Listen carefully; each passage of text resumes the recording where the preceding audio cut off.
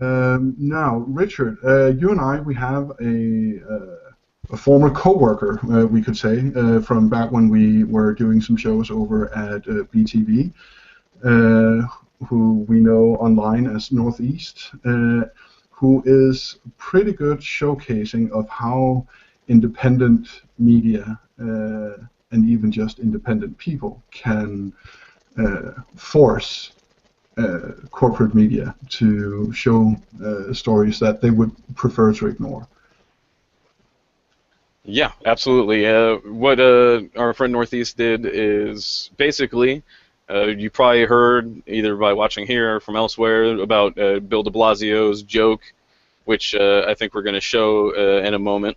But the reason why I'm bringing this back into our attention is to, again, highlight what we were talking about, the frontline journalism, about people doing what they can with what they have in order to help get information out that is important for people to know that is happening. And so what our friend Northeast did was, when the information started to come out about what had happened at this event, he was able to obtain footage of it, and he was able to spread it in a way where the video that had initially very little coverage, a couple tweets, maybe not even really video coverage of it, but maybe just some quotes and some concern about it, one of the first things that came out was his video that he was able to obtain and to get out there and edit out and present of the joke, which I think we're ready for. Yeah. Just a moment. Yeah, and so basically what he did was, he was able, by being one of the first folks that was able to just take what he heard, process it, and make sure to put it back out there so that other people could see what he had seen. He was able, this is this is the actual article that he also wrote up. It's a pretty scathing opinion piece about it, and I think, is that the video or image? All right. That was just... Okay, this is an image of the video, but at the point when the updated the article, that was at 160,000 views. More recently, I think the last time I looked, it had somewhere in the neighborhood of 700,000 views.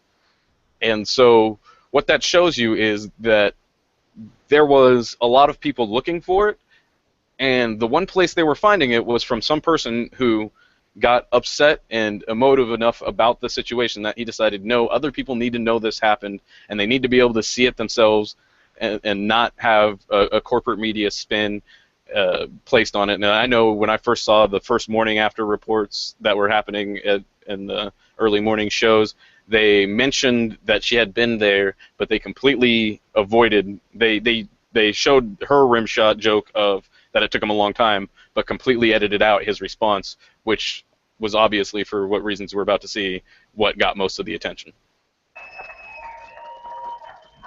I heard my name. I just have to say, thanks for the endorsement, Bill. Took you long enough. Oh,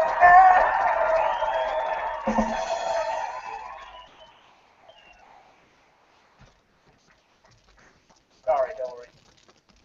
I was running on CT time. I don't like jokes like that. cautious politicians.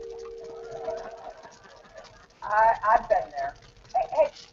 Yeah, and I apologize for having to watch that again. It was painful to watch. Even beyond any racial connotations of that, that was just absolutely terrible comedy.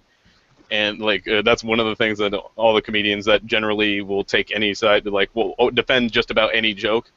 Even those folks are like, well, while the content and the racial content they may not be as upset about, everybody basically objectively agrees that was a terrible delivery of comedy and that they should probably just never do that again, and definitely not record it if they do.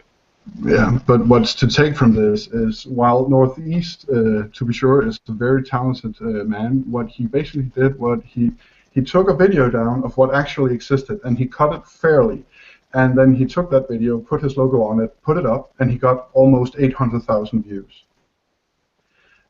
And his channel did not usually generate that many views whenever he made a video, so it shows, again, do it correctly, do it fairly, and do it where you can see it is being unjustly or unfairly hidden away in plain sight, and you will get the hits. And his article plus this video actually forced mainstream corporate media to pick up the CP time joke.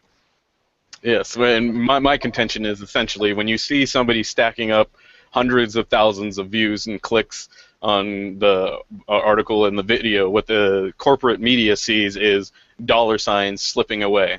They see all those clicks that could have been theirs, but because they avoided covering what was a story that the people wanted to know about and was relevant to the narratives being portrayed in the media, because they tried to cover that up, they lost all of that revenue. And so the people that within the networks that are strictly bottom liners and aren't very political, the political aspect is focused mostly just on how it affects the bottom line.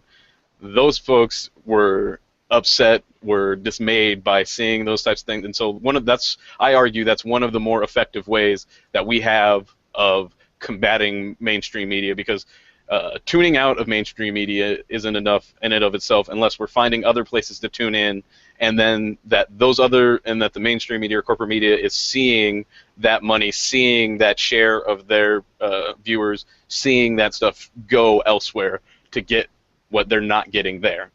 And that's the only way I think that we can shift the more powerful media elites to at least trying to cover some of the news stories that they've been avoiding for political reasons, be it corporate finance or financing of candidates or many of the other issues that we come across.